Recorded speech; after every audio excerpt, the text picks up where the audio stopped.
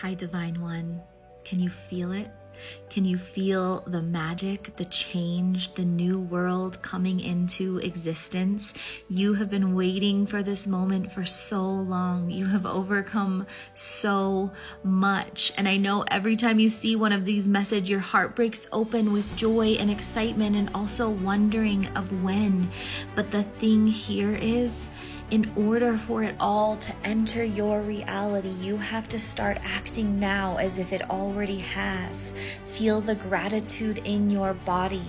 Feel what it feels like to live the life of your dreams, to have all of your wildest desires delivered right into your current reality. Know without a shadow of a doubt that it is happening for you now. And one day, very soon, you are going to open your eyes.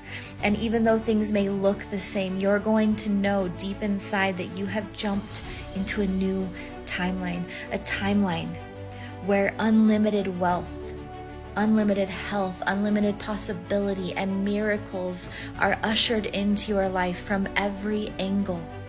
It's about having that knowing in your heart, the desire in your mind, and embodying it all in the here and now. It's on its way to you. So breathe deep and act accordingly. I love you.